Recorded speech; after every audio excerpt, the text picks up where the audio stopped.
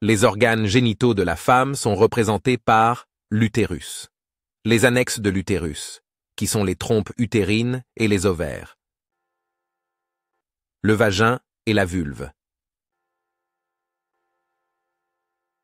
Ces organes occupent la loge viscérale moyenne, loge génitale, de la région pelvienne sous-péritonéale. Cette loge génitale est située en avant de la loge rectale et en arrière de la loge vésicale. Dans cette vidéo, nous expliquerons l'utérus, et dans la vidéo suivante, nous étudierons les annexes, les trompes et les ovaires. Vous trouverez la leçon écrite dans le lien dans la description. L'utérus est l'organe de la gestation dans lequel se développe l'œuf fécondé. Anatomie descriptive. Configuration externe. L'utérus est un organe médian, impair, il a la forme d'un tronc de cône à sommet inférieur. Il présente dans sa partie moyenne un léger rétrécissement, l'isthme utérin qui sépare l'utérus en deux parties, au-dessus de l'isthme. Le corps utérin, de forme conique et aplatie, d'avant en arrière. Deux faces, ventrale et dorsale, deux bords latéraux, un bord crânial où fundus est fortement convexe dans le sens ventrodorsal. À la jonction des bords latéraux et du fundus se trouvent les angles latéraux ou cornes utérines, se poursuivent par les trompes et donnent insertion aux ligaments ronds en ventral et utéro-ovarien en dorsal.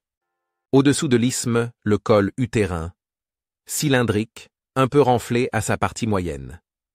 Il est divisé en deux portions par la zone d'insertion vaginale.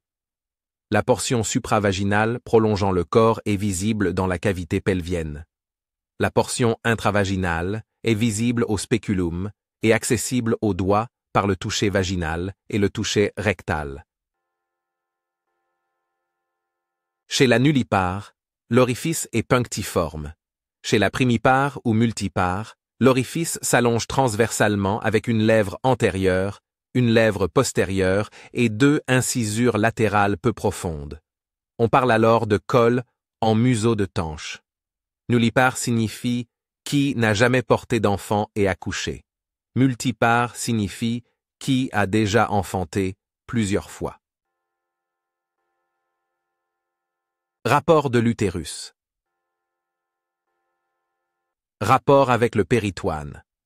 Le péritoine recouvre le corps de l'utérus, l'isthme et la face dorsale de la portion supravaginale du col. En ventral, le péritoine se réfléchit au niveau de l'isthme formant le cul-de-sac vésico-utérin. En dorsal, le péritoine se réfléchit sur la face dorsale du vagin et va former le cul-de-sac recto-génital, Douglas. En latéral, le péritoine va former le ligament large. L'utérus est solidement fixé à la paroi pelvienne par 5 ligaments, de chaque côté. Le ligament large unit le bord latéral du corps utérin à la paroi latérale du petit bassin. Le ligament rond ou funiculaire qui unit l'angle latéral du corps utérin à la grande lèvre en passant dans le canal inguinal. Le ligament utéro-ovarien unit l'angle latéral du corps utérin à l'extrémité utérine de l'ovaire. Le ligament utérosacré unit le col de l'utérus au sacrum et se confond avec le bord supérieur de la lame sagittale sacro-recto-génito-vésico-pubienne. Le ligament vésico-utérin correspond à un épaississement de la partie supérieure du septum vésico-vaginal.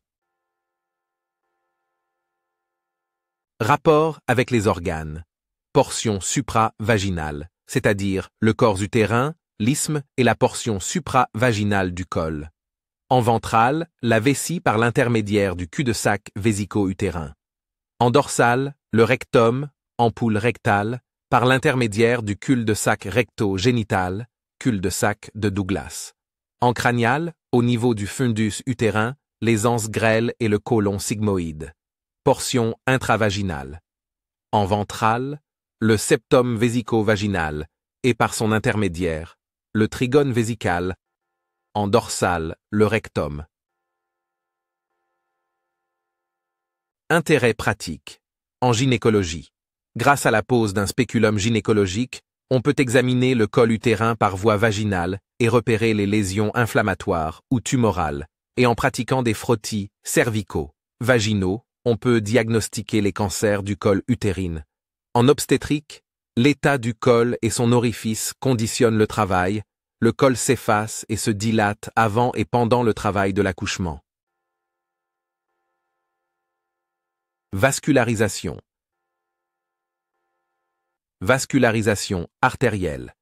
L'utérus est irrigué essentiellement par l'artère utérine. Elle prend son origine du tronc ventral de l'artère iliaque interne. Elle est sinueuse, elle triple sa longueur au cours de la grossesse. Elle présente un rapport important avec l'urtère pelvien, ce qu'il ne faut pas négliger au cours de l'hystérectomie.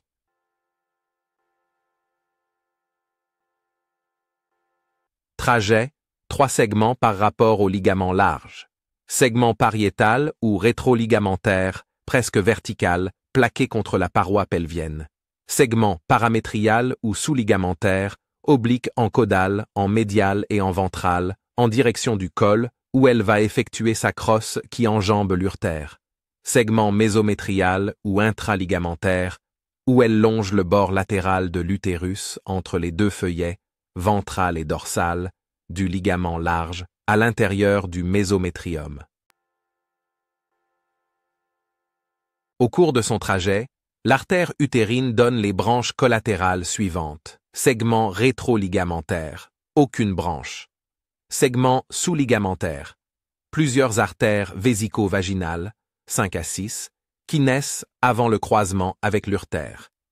Une artère cervico-vaginale naît après le croisement avec l'urtère, destinée en particulier à la portion intervaginale du col utérin. Elle naît après le croisement de l'urtère. Une artère urétérique inférieure, inconstante, qui naît au niveau du croisement avec l'urtère. Segment ligamentaire ou intraligamentaire, artère supravaginale du col, au nombre de 6 en moyenne. Artère du corps, au nombre de 8 en moyenne. Pénètre dans le myomètre et se divise en branches ventrales et dorsales. L'artère utérine se termine au niveau de la corne utérine en donnant 2 branches terminales, l'artère rétrograde du fundus, l'artère annexielle, qui se divise en artère tubaire médiale, qui vascularise les trompes, et artère ovarienne médiale, qui vascularise les ovaires. Accessoirement, l'utérus est irrigué par l'artère du ligament rond et l'artère ovarienne, branche collatérale de l'aorte abdominale. Vascularisation veineuse. Les veines de l'utérus sont calquées sur les artères.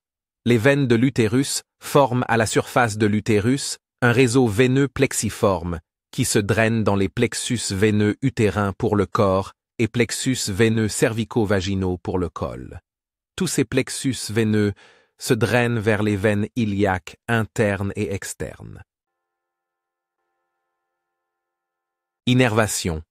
L'innervation de l'utérus est assurée par 2 pédicules au niveau du col et du corps, dépendent du plexus nerveux hypogastrique complété par les fibres sympathiques qui accompagnent les artères utérines.